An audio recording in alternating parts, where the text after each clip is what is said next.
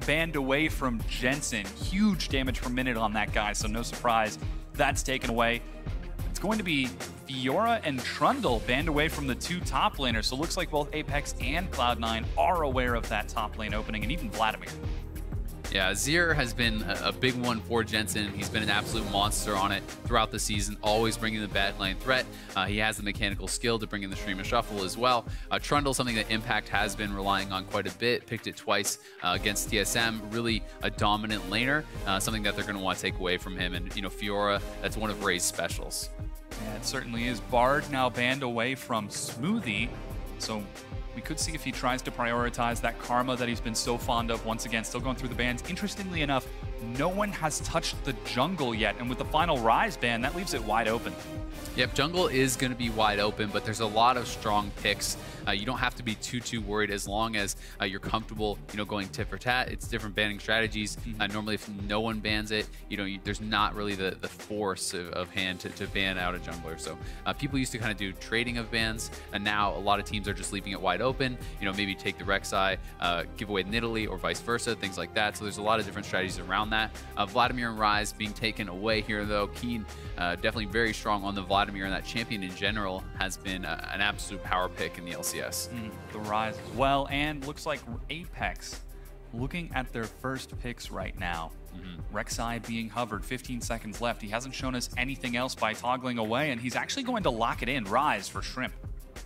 Yeah, so it is going to be that Rek'Sai.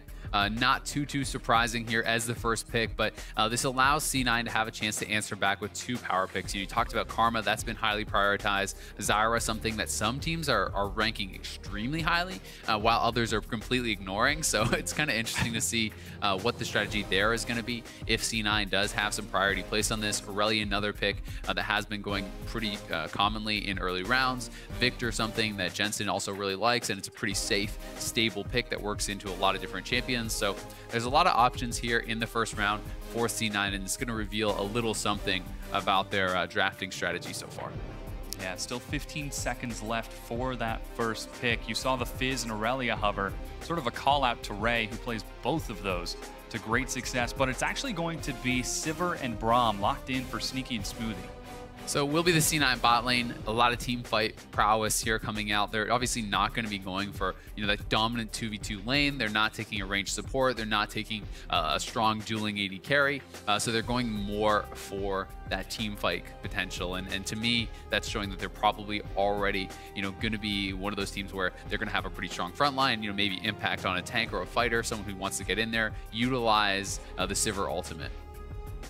Very strong engage from Cloud9 and disengage if they so choose.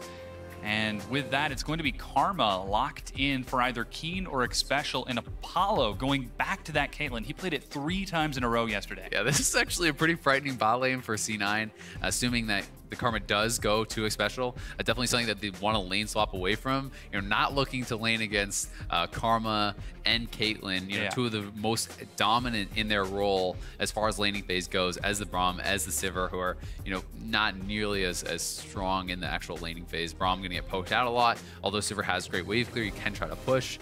You're exposing yourself to a lot of poke if you do that. So we'll see where it is going to go. And we have seen, you know, more flexibility from the Karma recently. It was played mid lane yesterday, so it definitely can be swapping around. And it's going to be Shen once again. So Shen and Kindred as the picks here for C9, and definitely going to be strong team fight from Cloud9. Yeah, certainly is. Lots of mobility with the teleport on that Shen and the Stand United. And Meteos returning back to that Kindred.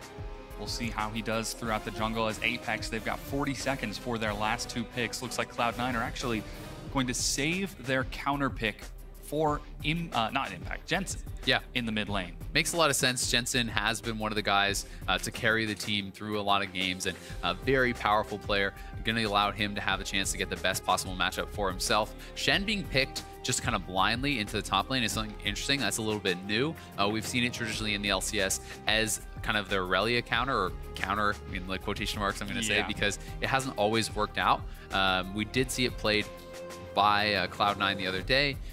Impact was pretty hit or miss on it. He wasn't really connecting with a lot of the taunts, and you need to be able to nail those. It's all about that CC. Yeah, but the answer for Wow. Apex, Ray got to play against it a lot yesterday. He thinks that Ray is going to be what burns that Shen down. Yeah, Rumble is actually pretty brutal for Shen. It's one of those things where if they're left alone in an isolated matchup, you know, one of the strongest parts about the Shen is your parry, right? You're able to block a lot of auto attacks. That's really something that's going to help you out. Well, guess what? Flame Spitter doesn't care. You can actually just sit there on hold position with your Flame Spitter going. If Shen comes forward into that trying to last hit, he takes a lot of damage. At the same time, Rumble is someone who's very gankable. Kindred, pretty strong early jungler.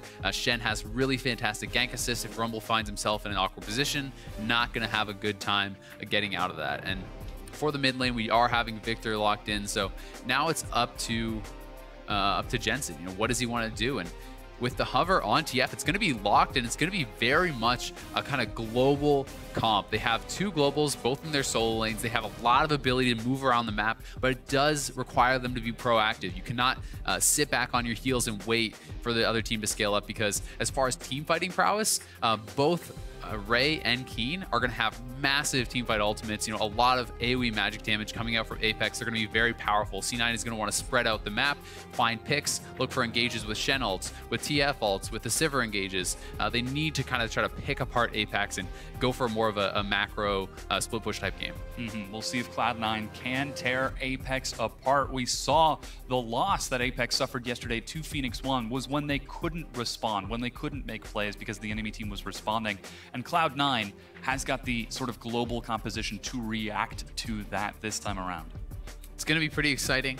I do think that it's going to be a very even game as far as that goes. Very AP heavy for Apex. That is one thing that you always kind of have to have in the back of your mind. You know, if the Caitlyn does get taken out and the rest of the team is building heavily into MR, it can be problematic to kind of clean up the team fights. But at the same time, massive AoE ultimates from Apex. If Cloud9 ever gets bunched up and gets caught by a Rumble ult into a Viktor ult, it's pretty much lights out. Yeah, pretty big wombo. But Twitter is the place to tell everyone who you were rooting for in this match. Apex fans shouted out with the hashtag APXWin, and C9 supporters use hashtag C9Win. Let us know who you think is going to take this game number 1 as we load onto the Rift for Apex versus Cloud9. Can't wait. I love the global comps. I think it's so much fun to watch people try to pull off the TF and the Shen very well. You know, when it works, it's a thing of beauty. It looks great, right? And when it doesn't, it tends to fall flat very quickly because when you get behind on these champions, when you're not able to make plays around the map, your teamfight effectiveness is much lower than that of their opposing laners. And I'm excited to see early on, you know, what the lane assignments are going to be. You know, if C9 does opt to go into this matchup, and we're actually going for a little early invade here. Perhaps we're hoping to catch someone out with a gold card, with that Braum Q, but not going to be so lucky. Yeah. And now the time does come. You know, where does C9 want to go? Do they put Sneaky and Smoothie into this 2v2 matchup where Apex should have a significant advantage? You know, and Sneaky is going to just try to like wave clear and kind of just allow his team to get advantages elsewhere on the map and kind of wait for help. But currently, Sneaky and Smoothie staying towards that bottom side. They got a ward. They are heading up now, though. Yeah, I don't know if they've spotted Apollo, and you can see Xpecial's hugging the wall to avoid that vision. He's not actually going to be spotted. So, in fact, with Smoothie heading towards the top side, Cloud9 call the lane swap, and they get away with it. Yeah, they do call the lane swap, and pretty intelligent. You know, they definitely do not want to be in this 2v2 matchup. Also, you don't really want to let Rumble kind of free farm and get that level 6, get the spell pen very early on, because that's a huge power spike for him too. C9 is going to try to go for an early greedy camp, but Shen is actually a fantastic double jungler, along with the Kindred, does a lot of % HP damage with his Q, so they're going to have no problems at all clearing up this jungle early on. Yeah, Smoothie, he's trying to do the same thing, but just a little bit too late as Xpecial tries to zone it away. Not quite able to get any. He's just going to take a lot of damage from Impact, who just chases him out of the jungle. Impact is going to be annoying, but at the same time, there's no real threat without, you know, taunt or without someone else coming back in. So Xpecial knows he's going to be fine. He picks up a little gold, does a little harass, and in the end, it's a pretty even trade back and forth. Yeah. The one advantage, though, C9 was able to take an additional camp on the kind of weak side of the map, so to speak, because they had that Shen. They're able to get the Gromp out pretty quickly, whereas, you know, Ray is not going to be able to help Leash nearly as effectively, and it's kind of more dangerous for them to go for that. Minor early advantage for Cloud9. We'll see if they can continue to look for these advantages. As so far, Meteos farming it up on that Kindred, and Shrimp doing the same, now going to invade. Ah, there it is. The lane swap cams. Everybody shoves those quick tier 1 turrets. Yeah, so both teams going to be going for the early trade. 3 members whacking away on the turrets, and likely going to have the junglers come in to support if they decide to keep going. But the most common of lane swaps in NA has really been the kind of 2 for 2. You just take a turret, you back, you go to the other lane, you both trade those. But people are starting to make some adjustments on that because of the priority on the early dragons, especially since it is an Infernal Dragon.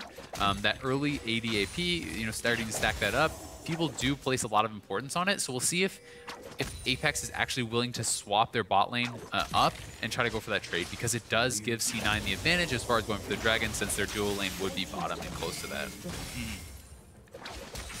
So, looks like recall was completed for Apollo. He's now heading towards the top side of the map. As you can see on your mini-map now, back on screen. Keane going to continue soaking this CS as Jensen shoves wave after wave. And yeah, with the tier 1 secured, junglers are going to get a little bit of a shove, catch up with a handful of minions. Yeah, so they actually are going to do the swap up, and this does give C9 the ability to try to move towards that dragon, maybe get that early fire dragon and get that stacking. We'll see if they're able to do it, and if they're going to make the call to try to kind of do it, because it can be somewhat risky early on. If you do get caught taking damage from the dragon, you're not really too strong at this point. People are low level, they don't have a lot of items, so you do take a significant amount of damage. We'll see if Cloud9 move towards that after taking this tier 1, as early recall from Impact is going to let him catch up much faster than Ray, who's only starting to recall now. He was hoping for a hopeful bit of experience to catch up with a handful of those minions. But finally, the lane swap continues as everyone looks to continue shoving those tier 1 turrets. And Jensen doing well against Keane. Oh, he gets stunned and takes a few minion hits, but nothing too exciting is going to happen of that trade. Yeah, he is doing very well in the lane. He was actually up 10 CS when he based, and he gets the earlier base off. And now he's going to try to kind of freeze the wave in an advantageous position. Make Keane put himself in a little bit of a dangerous spot, deny some of his own minions to get ahead as far as XP and gold. So a smart move, and it's something that does somewhat broadcast that Meteos may be coming around mid lane and they may be looking for that gank, but at the same time, once C9 cleans up this turret, they could just go dragon, so they have some options at least, and it just makes Keane think, especially with his team all being topside, he's going to have to play it pretty safe. You just saw Meteos, very early pink ward. He's going to drop it deep in the jungle of Apex, and with them shoving that bottom tier 1, they're not quite able to break it down this wave. Seems like they have got their sights set on that Infernal Drake after they take this turret, but I think they're actually too slow, because Apex has done the top turret a lot faster. So because they took a lot longer doing this bottom turret, we already have Apollo recalled. He's already walking his way down there, so we should have the people around in time for Apex to actually try to deny this if they want to go for it. Yeah, Apex are there. And Impact finally going to drop the turret. There are 4 members of Cloud9 on this side of the map right now, but as you mentioned, Apex able to take their turret faster and deny that attempt at an Infernal Drake. Meanwhile, Ray has set up a very comfortable freeze on the top side, and Impact is forced to recall. Yeah, it's actually a pretty brutal spot for Impact, because he's pretty likely to be sent to a lane where he's not going to be able to get much farm, and Ray is already farming away here. The wave is pushing towards Ray, so even if he does have to kind of back off, he's going to be able to collect a lot of this XP and gold. Eventually, you can see a 16 CS to 3 for Ray and over Impact right now, and it's also easier for Ray to farm from a safe distance because he has those harpoons. He can kind of shoot him out, look for the last hits, and Impact is going to kind of just have to hang around here and wait for the wave to really push in and try to collect some of that CS. Yeah, currently being denied just a bit. Smoothie will head towards the top side with Meteos, as Cloud9 now have 3 members on this side of the jungle. Ray trying to clear out a wolf camp. He will be able to do that. He's spotted. Yeah, the Wolf Spirit was actually smited away there earlier by Shrimp, so they have that protection in the top side of the map, and Meteos and Professor Cloud9 was spotted moving in, and APX, as a result, knowing they're all up there, are going to try to push this in and deny as much of the wave as possible from Impact. They actually have 3 guys down here. If Impact gets denied this wave, this could be pretty bad for him. And this has been one of the problems, with Cloud9, is that they're not in position to ever help Impact in these spots. And Impact is actually getting engaged on, does have to flash away. He just burned his flash. And he's losing all this CS and experience. This is exactly what TSM did to Impact in Cloud9. They are getting their own push, but they're heavily sacrificing Impact. He's going to be such a weak player in this game. Red team's turret has been destroyed. See that bottom tier 2 going to drop. Cloud9, though, are looking for the early inhibitor, and Apex are trying to answer on the opposite side. This is a quick inhibitor rush. Nobody else is recalling. Finally, Xpecial is going to catch up as Meteos gets tagged for a bit of damage. They're trying to break down the tier inhibitor turret, but finally Apex get there in time. Yeah, they do back off, and Impact, thankfully for him, because Apex did base, he's allowed to pick up a lot of the CS at the turret. Did miss actually quite a lot of that, surprisingly. But anyway, pretty good trade from both teams. It's fairly even on. We do see overall C9 has a gold advantage. Some of that is from Jensen. Also, the stack card's passive. You get extra gold, so a little bit that is kind of lying to you.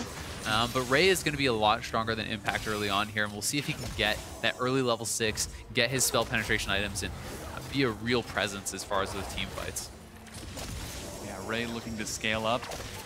Impact knowing that eventually he will have to face off against Ray's Rumble, going for the early Spectre's Cowl and some armor. It's actually only about 300 gold difference between Ray and Impact after all of this trading. Very close between the two. Even the 80 carries are dead even. The big gold lead we're seeing are going to be from Jensen and Meteos in the mid and jungle. Yeah, one of the problems is obviously the experience, though, as well on Ray. He's full level up, and that's a pretty big deal. Having the equalizer early on can be massive. And Jensen has been sitting, above level 6. He's had his ultimate active for quite some time and hasn't yet pulled the trigger. We'll see when they do go for that, because that's probably going to be when Cloud9 makes their move for that first blood. And Apex is going to have to be careful, because Jensen is always going to be able to rotate faster than Keane. Not only does he have TP, but he has his ultimate, and they can very easily turn a 2v2 into a 3v2, which could be big for Cloud9. We haven't seen any movements yet from Jensen as he's now completed his Rod of Ages. Yeah, Rek'Sai up here on the top side, and he was maybe be looking to dive. Impact knows that he was here. He saw him on top of a ward. He's content to just trade it out. I think that was just to make sure that Impact couldn't freeze it. Yeah, they wanted to get it in, and I think they actually could have gone for that dive had they known where the rest of Cloud9 was, but they don't want to risk it. Meteos starting up the dragon here, but Shrimp is already on his way down, and this could be a pretty explosive fight. It looks like Meteos wants to commit to it. We'll see who gets the smite. He's trying to solo it. Who's going to get it? It's Meteos. He's taking a lot of damage. Double ultimate's coming in from Cloud9. Shrimp has no ultimate. He's tagged, knocked up, and stunned. First blood, Cloud9. Jensen tries to lock down Keane on the side, but he's taking a lot of damage in answer, and Jensen will finally walk away. Yeah, Jensen's going to be fine. A great job there by Cloud9. Meteos wins the Smite War. Double global ultimates come in, and C9 flexes their muscles there. That's really a big deal, getting those early kills, winning that Smite War, and picking up the early buff. Yeah, very good early Infernal Drake for Cloud9. Impact, as you can see, heading back towards the top lane with his teleport, but here's that fight once again. Meteos. Here it is. Yeah, here it is once again, and Meteos does land the auto smite at a better time, and it's tough because Cloud9 is going to be able to collapse a lot faster. Their bot lane was already there. The TF ultimate comes in. Impact ults onto Meteos, so this was very much a one-way trip for Shrimp unless he just flashed out immediately.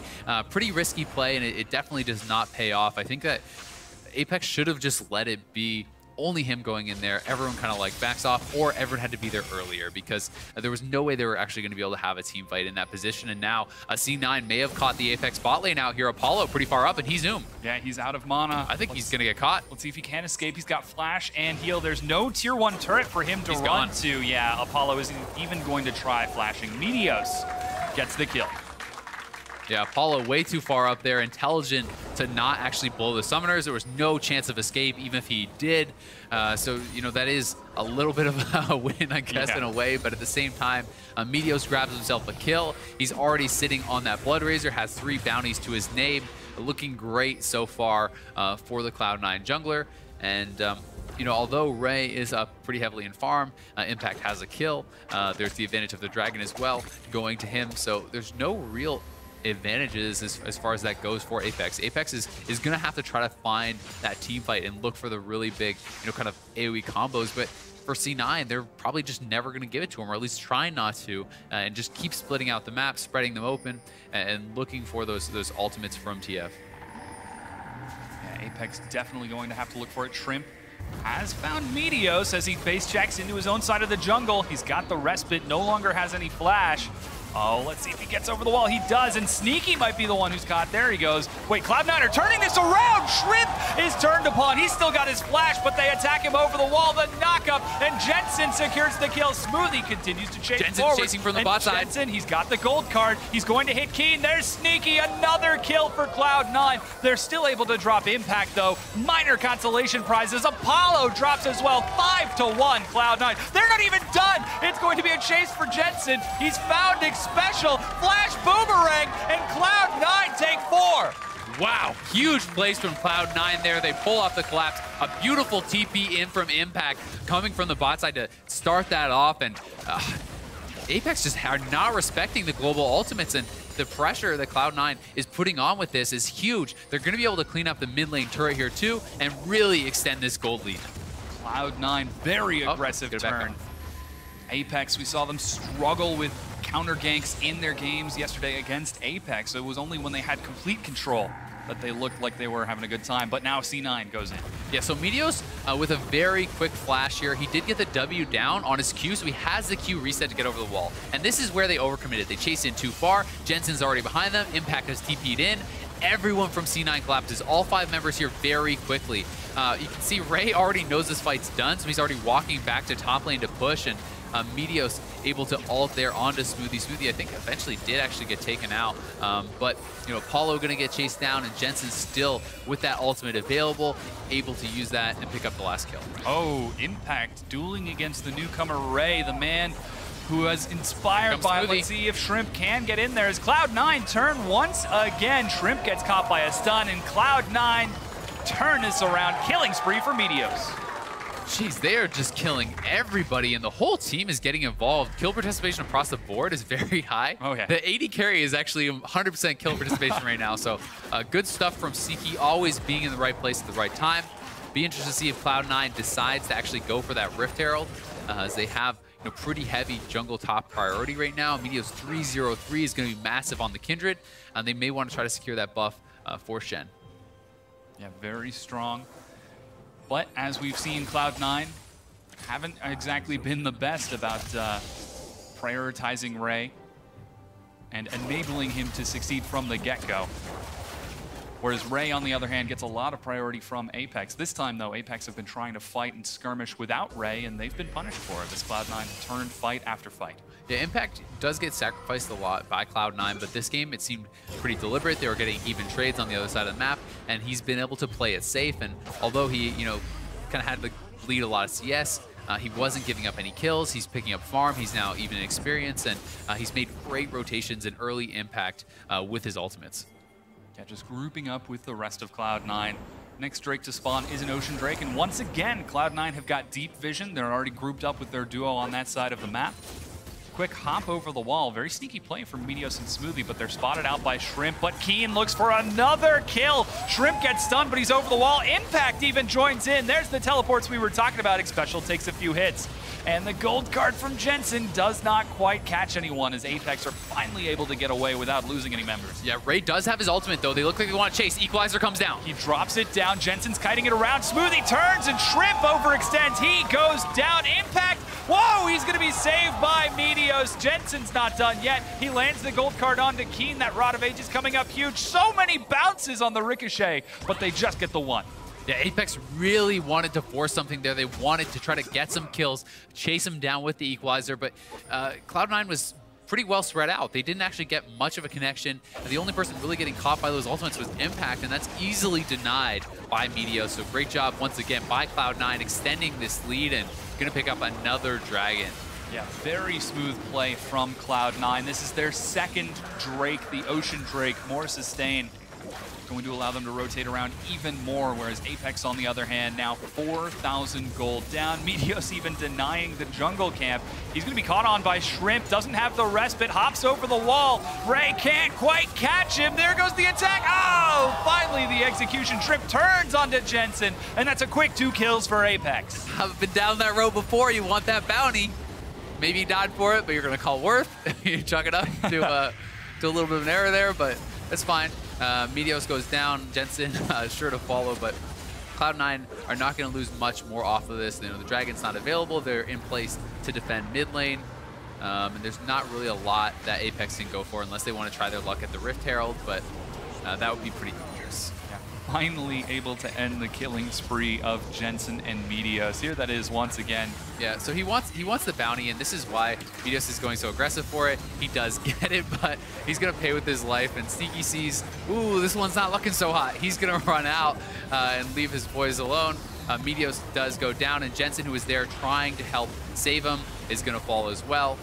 So Apex do strike back, pick up a couple kills, and you know, one thing that has to be mentioned, they're actually not really behind very much in gold. So we've talked a lot about how well Cloud9 is doing, but they're only 1.6k ahead, or well, a little bit more now. But it's not a massive gold lead for Cloud9 because Ray has been farming very well. We see CS advantages in the top lane, in the mid lane also. Yeah, some very big advantages for Cloud9. Apex continuing to farm up rather well, putting Keane in that bottom lane to catch wave after wave. Finally, he's going to head back towards the mid and continue farming up. Now we're 19 minutes in. Rift Herald is about to despawn. And so far, it doesn't look like either team are going to get it. Cloud9 going to deny that for Ray. Yeah. And not really looking to put that on Apex, onto Impact. Yeah, no one's going to get it this game, it looks like. There was a bounty on it, so I wouldn't have been too surprised if Meteos wanted to take a stab at it, but will elect not to do so.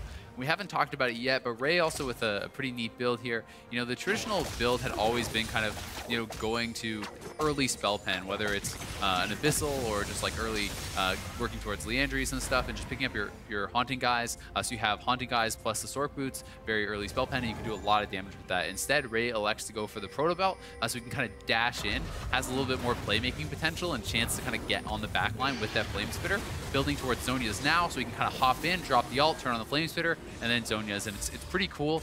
May get a chance to see that shown off later on. He hasn't joined a lot of fights, but he is 1-0-1. He's up 40 CS.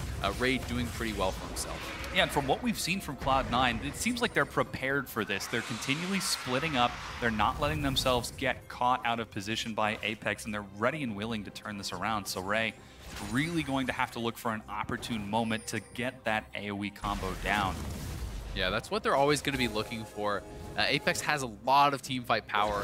Cloud9's always going to have to be careful about that. Even with a gold lead, they're not necessarily going to have easy 5v5 fights. So they need to play it safe. They need to play it careful, and they're doing just that. They have Jensen now starting up the split push. He has his Lich Bane completed, so if he ever gets alone time on a turret, that is going to be toast. And they're going to have Impact able to respond with the ultimate pretty easily.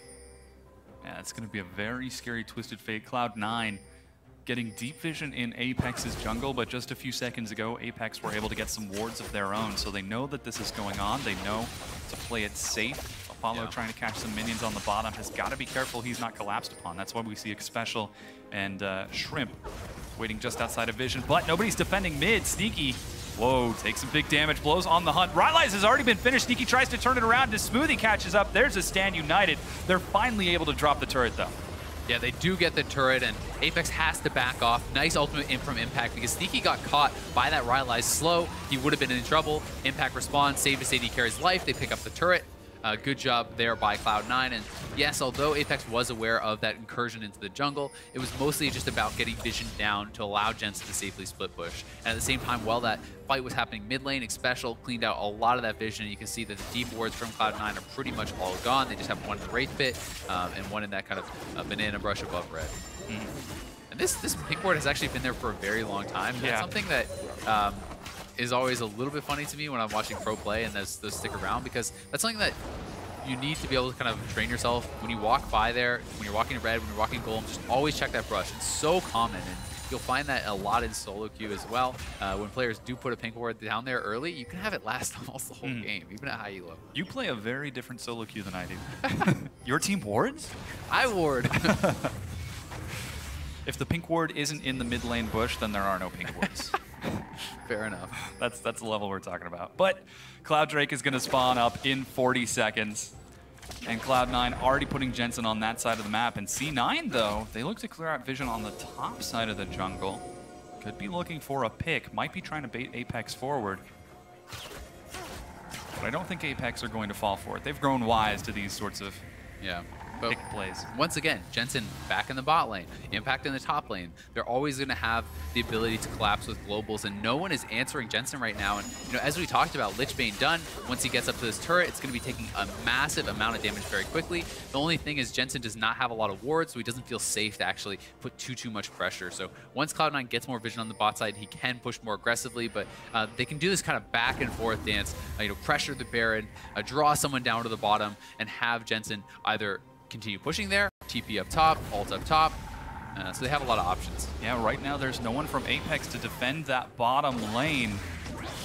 Impact continuing to split on the top side. Apex trying to defend in the mid. It's 1-4 split versus 1-3-1, and Cloud9 will eventually whittle down that bottom tier 2 turret. Apollo's trying to make it there in time, while the rest of Cloud9 are continuing to dance at the Baron. Such clean macro execution, and Apex aren't responding fast enough. They really aren't. They're just feeling a little bit paralyzed right now. They're not sure where they should go because all this vision has been denied. Cloud9 has full vision control around the Baron, multiple pinks, one in the pit, one outside, so there's no way that Apex knows what's going on inside. And this is really smart play here from Apex, and eventually, or rather from Cloud9, eventually someone has to face check. Yeah, they're actually going to try countering by shoving down mid lane, but they're against a Sivir, who immediately clears out the wave. Jensen splitting in the bottom will drop the tier 2 with no response from Apex, and Cloud9 take yet another advantage. Looking good, everything going according to plan for Cloud9 so far. Ray at least got to take out the pink ward in the pit, and Cloud9, does have to worry a little bit about vision there, but instead, Meteos just going to walk down, take a pretty easy dragon here, as Apollo has base, and I don't think there's going to be any contest whatsoever. So a third straight dragon for Cloud9, and that's a big deal. I mean, when you get to the Elder, if this is going to be a game that goes late, that adds true damage burn, your bonuses get multiplied, so it really does start to stack up a lot. And it seems like from Apex, we're seeing the same problems that they showed yesterday in their loss against Phoenix. When they're behind, when they don't make a concrete decision, they end up looking a bit paralyzed, and eventually they just end up losing the game from a bit of passive play. Yeah, to be clear though, they did take that series. They did just lose the one referring game, to the one, but, yes. Yeah. But either way, I do agree. It can be one of the things that some of the teams start to struggle with is when they get behind, they become very scared to make plays, and when you're not making plays, it's very hard to ever get back into the game. So yeah, it's something Double was talking about being aggressive, about making plays, being proactive, and it's something that I think all great teams really have to be able to do in order to get back into games when you do fall behind. And we'll see if Apex is able to do that. Yeah. They're always going to have a very strong scaling team here. Yeah, their team fight is very powerful, and they're not out of this by any means just yet. They're just going to have to find that one team fight and try to get a lot off of it. Yeah, it definitely could be one of those 40 minutes, 50-minute team fights that they're looking for. Win one and push to end the Nexus, which isn't so common anymore, thanks to a patch a little while ago. But again, Apex might be getting a little bit hopeful with that, as now it looks like Cloud9 split push once again with the 1-3-1, and Apex, they've actually set up a 1-3-1 to try to counter it. Apollo in the top, and Ray is answering Jensen in the bottom. Keane has now finished up a pretty powerful part of his build. The Ryze with the perfect hex core means your ultimate moves faster as well as slowing. It's very hard to actually get out of this, but Impact going into alt bot lane. Yeah, he's going to try to kill. Oh, Impact is going in onto Jensen. There goes Azonia's Ray. Drops, misses the equalizer. He's going to go down in just a second. No, the rest of his team collapses, but Cloud9 are rushing towards the Baron on the opposite side as three. Smoothie and Meteos shredding through. Apollo will head there, and Cloud9 back away. Yeah, they got to back away. Maybe could have snuck it, but Impact and Jensen pull the trigger. Jensen actually ults forward while Impact is ulting onto him to close the gap, but the equalizer does not miss. Ooh! Meteos is almost getting solo killed by Shrimp. There goes the teleport. Impact is going to catch up. And Jensen actually is the one who leads the charge forward. Double teleport as Cloud9 are trying to play this global composition. That's a lot blown, though, by C9 in the last minute or two, and they didn't really get much. So both their TPs blown, both their global ultimates blown. All they really got was a flash from Ray and his ultimate. So a good job by Apex. They're going to take down the mid lane turret, and now they have a little bit of time where C9 does not have this kind of map dominance, where they can't just move around the map so much more than their opponents. And this is going to feel pretty good here for Apex. Yeah, that mid-tier 1 finally goes down. It's still only a 3,000 gold difference between the two, so Apex don't let themselves get pulled apart by Cloud9's split map movements and are able to defend and effectively counterattack and take down that turret. So 28 minutes in, Cloud9 still up in kills, still up in Drakes, but haven't been able to crack down into the inhibitors just yet. And Apex continue to wait it out and look for that perfect team fight. The Dragons are really the big deal so far. That is their main advantage. As far as the kills, as far as the gold, a lot of that is kind of evened out by the team fighting strength of Apex. So it's going to be on Cloud9. They need to look for picks. They need to be able to execute at a very high level, where Apex needs to just have their resources allocated properly, not get pulled apart by the split push, really kind of group and look to get those big team fight wins. And you know, the Baron Pit is a great place to do it. Although C9 is looking to kind of bait them in and make them face check, if C9 gets trapped in the pit against this AoE, it could be really bad. They've actually found Shrimp. He tosses some damage over the wall. He's going to be spotted out. Cloud9 have got triple pink wards to save uptime on those sweepers, just to control complete vision over this river. They have full vision denial on the Baron right now. You can see the swap was made by Apex to 3 blue trinkets, so they want to be able to kind of rotate these in, continually check on the Baron, make sure that they're not taking it. But that is the last one that was just used, so now C9 immediately starts up the Baron. They've been tracking this. Yeah, it's down to about 5,000 health gone already. It's getting burned, and Apex can't respond quick enough. Shrimp is over the wall, but it's secured by Cloud9. Shrimp is so tanky, though. He's soaking a lot as Jensen zones away the rest from the side. Cloud9 pick up the first kill of this as Jensen drops the Destiny Gate. Keane gets caught, but Jensen has found Apollo in the back. Exhaust denies some damage, and Apollo is able to kite it out. Finally, he will go down. Ray gets onto the back line of Sneaky, though, before he finally drops, and Jensen continues to dive forward. Another kill for Sneaky, a gold card onto Keane. They drop it, an ace for Cloud9. Yeah, 5 for 2 for Cloud9. They get the Baron. Huge for them. They should be able to push down mid, clean up that last outer turret. We'll see if they can get more or if they're just going to try to play it slowly, but at least going to be able to pick up this turret, start getting the waves pushing, and this is going to be massive for their split push. Yeah, absolutely enormous. We'll see if they can break down any inhibitors. This tier 2 finally going to drop Ray. Shrimp has respawned, so he's heading back down that mid lane. He will be able to catch this wave, but he's up against 2. Yeah, decides not to take any chances, and Cloud9, with Meteos dying, they decide to reset. Yeah, so here is the fight, and Apex is actually there pretty quickly, but the key moment, look at Keane. Keane is actually so far away from them. He's not able to contribute to this fight at all, and when he comes in, he actually misses a lot of abilities. So, you know, he doesn't really catch the laser there. Then he goes on to Meteos, and Meteos drops the Lamb's Respite. Out of this, Keane actually whiffs another E, and he had a pretty rough fight for himself, and he was showing up relatively late. So it's one of those things where Cloud9 was there first, they got the advantage, but Apex didn't really get to make full use of their teamfight comp, of their AoE, because they didn't have a 5-man squad there. Keane was late to the party, and then was not able to hit a lot of his skill shots. And with that Ocean Drake, it's the 4th for Cloud9. Teleport's just about ready for impact, so seems like we're probably going to see that 1-3-1 once again, as Ray is already on that top side, trying to get the wave out of there. Baron buff still on Sneaky, Jensen, and Impact. And those are the 3 lanes that they're pressuring. Yeah, they're just going to spread out the Baron buffs. Impact getting a little bit of vision for himself, making sure he's going to be safe. He does not want to get picked off.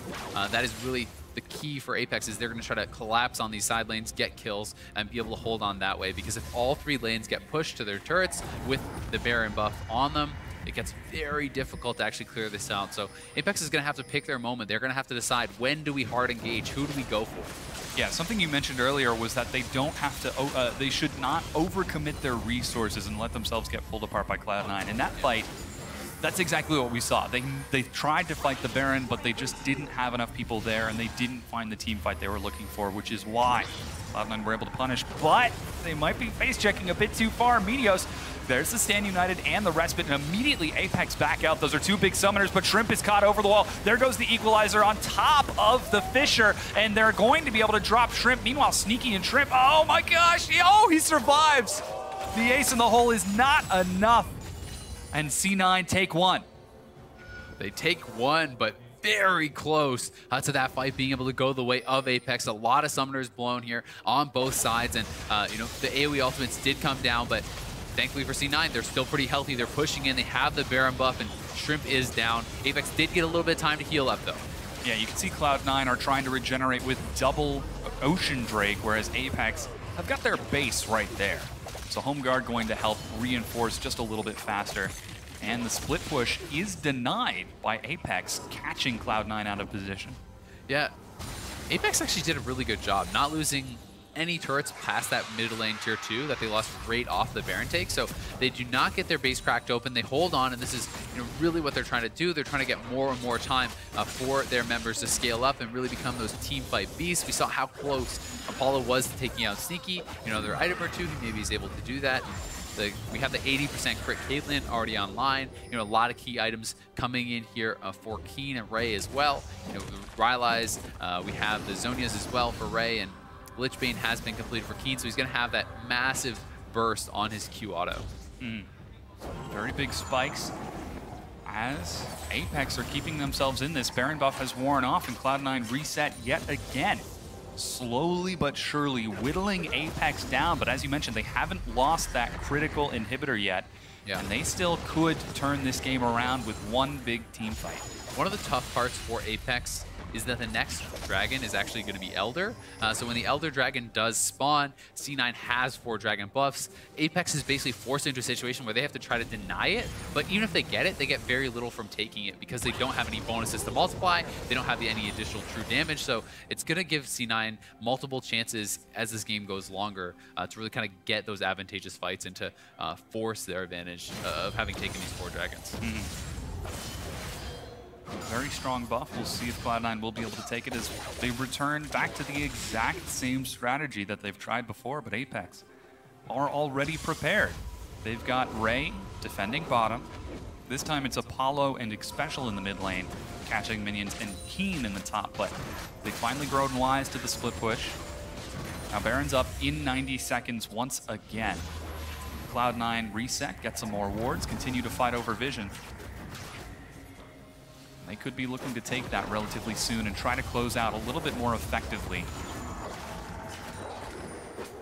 Yeah, and the Elder Drake is actually going to be up only 45 seconds after that Baron spawn, so Cloud9 could even try to bait between the two with the double globals. He's still sitting at 100% kill participation. It's pretty impressive. Oh my gosh, yeah, he is. He has been involved in absolutely everything C9 has done this game. He's up a massive amount of CS, 90 over Apollo, and has been pretty beastly. 4 completed items for him, a full item up on Apollo. So Apollo has a lot of catch up to do, and Sneaky's Ricochet bounces in these team fights are going to be very threatening, especially on those squishy targets in the back line. You know, Xpecial, a bouncer who catches him, he's probably just going to die. Yeah. Currently 2 levels ahead of Apollo, 5 levels ahead of Xpecial. Seeing some big advantages for Cloud9 as they continue to pressure across multiple lanes. Jensen in the bottom with Teleport and Destiny Gate. Impact now going to group up with the rest of his team. Yeah, Jensen's level 18. He's sitting on a fully completed build already. He's a full item up on Keane also. So these are some very powerful members for Cloud9, but they are pretty much capped out. The longer the game goes past this moment, the closer Apex is going to get to them. Oh, and they've caught Shrimp. He's trying to check out vision for the Baron and gets destroyed by Cloud9. Ray gets in. Huge equalizer goes down, but there is not enough. The Respite waits out the AoE. Quick heal for Cloud9 as they get 2 kills. Yeah, they do get 2 kills. They're going to go straight for the Baron and should be able to pick this up. No chance of contest for Apex. 3 members down. A massive equalizer did come through from Ray, but not enough. Kindred there to deny it. Yeah, Apex not able to find that team fight. It was too little too late. And with Baron secured, Cloud9 once again have got control. And there are pings now on the Elder Dragon. Yeah, long respawn timers, but here is that fight once again. Apex forced into the face check. Shrimp gets caught. He's going to go down very quickly here. Nice Braum ultimate comes in from Smoothie, and now it's Ray's turn. He turns around a massive amount of damage. You can just see the HP bars melting on C9, and this is a fight that could have been won from Apex had it not been for Meteos being there, and now Apex not in position to take the Elder Dragon. They have way too long on their respawn timers. Cloud9 picks it up, and this is their moment to close out the game. Yep. They have Baron buff. They have the Elder Dragon with that 4-stack burn. They're going to be incredibly powerful. This is really the strongest Cloud9 will ever be in this game. Yeah, 225 bonus true damage for every tick of damage you apply to an opponent. Cloud9 have got the opening to end the game right now. 38 minutes in, they're pressuring forward. Impact is going to pick up one final item as he groups up with his team. They want to still take their time with this. You can actually see the Baron buff minions being the ones to shred through the turret, not Cloud9 themselves. Yeah, Apex has good wave clear. They're doing a really good job setting up the trap lines, but Cloud9 will simply move to the bot lane where they have a big wave, and they're going to get right up onto this turret. Watch how fast it's going down. Huge damage from Cloud9. Impact actually charges in and blocks it. Here we there go. Goes on the hunt. Cloud9 chase Apex back, but they still don't commit. They've dropped an inhibitor. They've caught Xpecial, and Xpecial goes down. Finally, Cloud9 clean up that middle inhibitor. As Meteos is a little split off from his team. He's got a Guardian Angel, though. There goes Impact charging forward. Jensen gets a stun before being stunned himself, as Shrimp will drop. Apollo's already dead to a triple kill of Sneaky. Still 100% kill participation, and Cloud9 are going to drop the Nexus. There's the equalizer, but it is too little, too late, and Cloud9 will take game number 1 over Apex Gaming. Meteos with the casual 1v4 on the bottom side of that fight. Yeah. Says, where's the team at? Everyone comes in, they clean up the kills, they clean up the game, and this was a fantastic game 1 performance from Cloud9. Yeah, very good performance, playing the macro plays, playing the communication. We can just move around the map more effectively and more efficiently. In Apex, despite a couple of good answers, we're not able to execute the team fight that they were looking for. Cloud9 just took too much. Yeah, Cloud9 never gave them the chance to really execute their comp. They always controlled vision. They were the ones choosing which fights to take, which fights not to take. And because Apex always had to fight on Cloud9's terms, they were at a big disadvantage in those fights. And Cloud9 takes out all